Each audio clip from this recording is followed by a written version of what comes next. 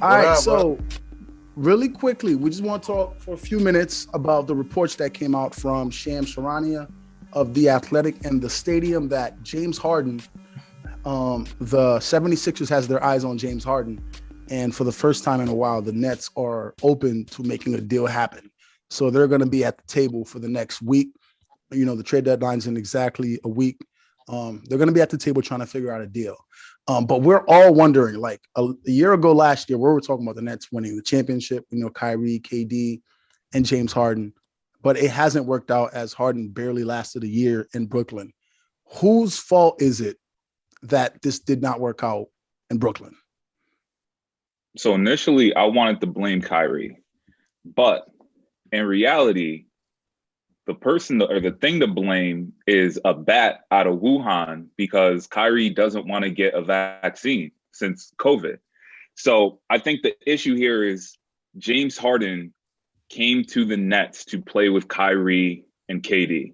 And I told y'all earlier in the season, this team is constructed for three superstars and a bunch of average to below average role players, but it worked. And we saw it last year. When they played together, they played well. The fact that Kyrie is not on the court, he's not a full-time player right now. KD's hurt, or he's been hurt, obviously. This isn't what James Harden signed up for. He didn't sign up to be this type of a player and have to carry this type of load. The other part of that is when we saw Harden win back-to-back-to-back scoring titles and an MVP, he was very ball dominant. That's not the way this team is built. That's not the way KD plays. That's not the way Kyrie plays. So I think he's just frustrated with the whole situation. Granted, they were a toenail away from being in the finals last year. But I just don't think this isn't what Harden signed up for. He was trying to get a quick ring, and then he was probably going to try and get up out of there anyway. But, you know, with Kyrie not on the court, it's difficult. I think it's easy to point the finger at James Harden if, like, from the outside looking in, right? Because you think you're looking at it on the court and you're like, okay, Kyrie's in and out. KD and James have been the ones who have been playing the most together for the bulk of the season. Kevin hasn't been there for a couple of games, and the only player that they've had who's been playing every single night, really, we know he's out right now, but who's been playing every single night is James Harden. James Harden. But I got the numbers here. And, like, albeit, like you said, 3 straight scoring titles, we know that he's a legendary scorer in this league. His numbers are not that bad. He's almost averaging a triple-double. So you really can't put the blame on him. 22 points a game, 8 rebounds, and 10 assists. So, I mean, that's not bad. 22 and 8 sounds awful for the James Harden we're accustomed to and used to. Does it, though? Because, and honestly, that's what I'm saying.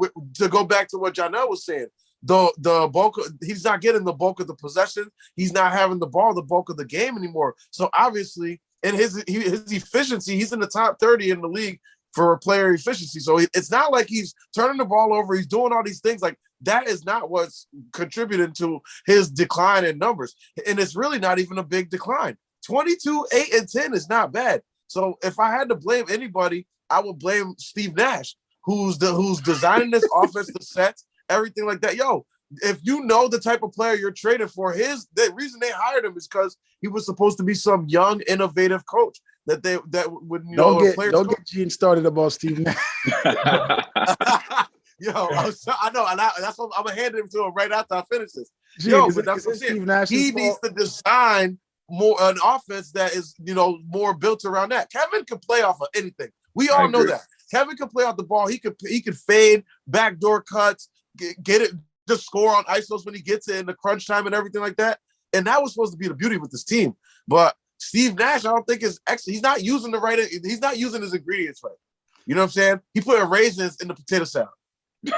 Gene, you are a Nets fan. You are living in New York City. You are in the thick of this thing. Whose fault is it that it's not working in BK?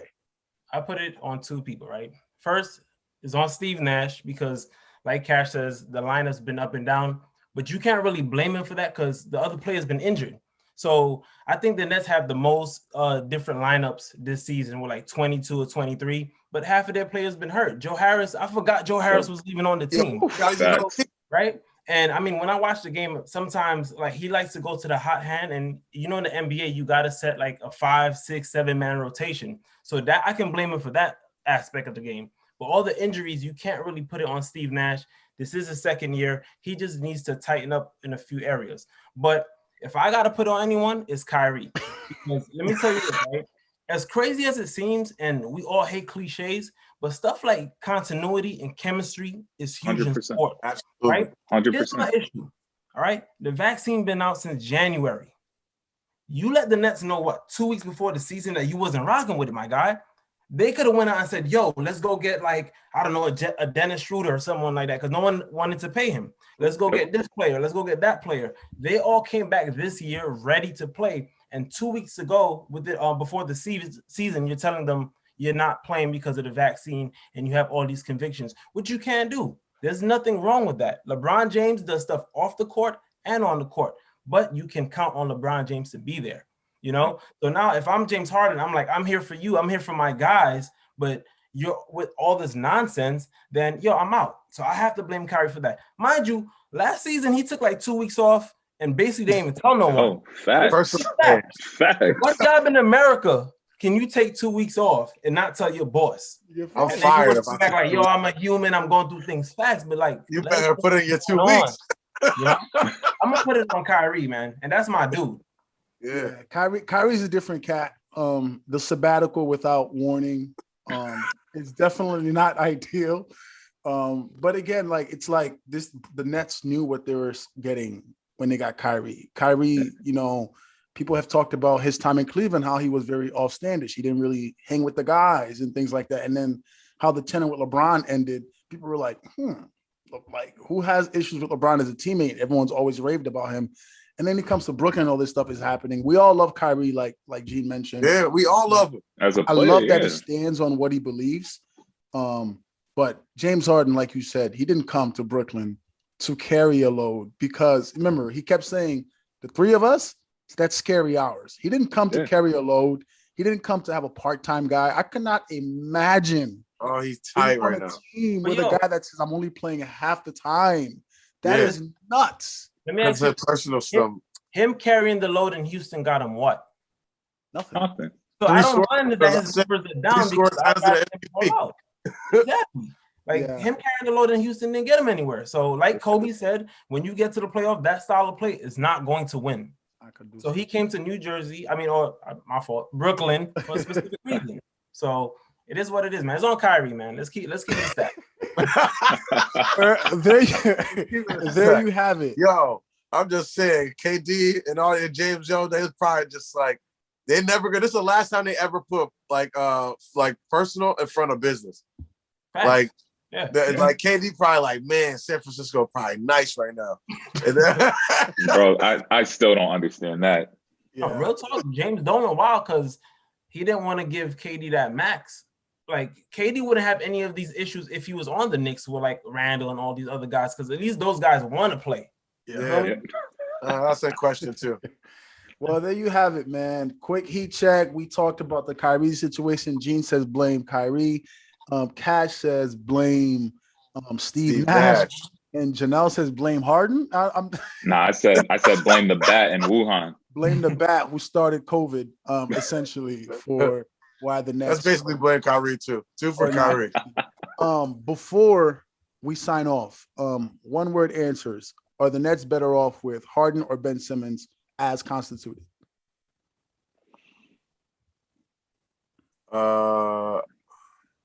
No, maybe Harden or Simmons. Harden. They're better with Harden. As constructed with Kyrie being part-time and KD.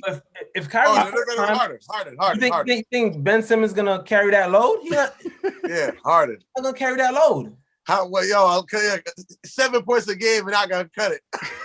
I'm gonna say Ben Simmons because that means more touches for KD. So more touches for KD. More touches for KD. Simmons could play some defense.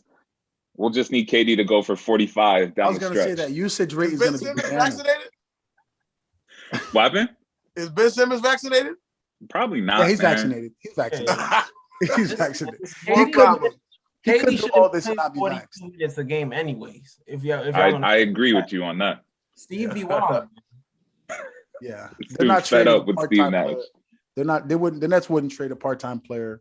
I mean, to get 2 part-time players on a team, they would have nobody playing. They would have nobody playing. But all right, fellas, good talks. Appreciate y'all for coming in. This was Heat Check. Word. Holla at your boys.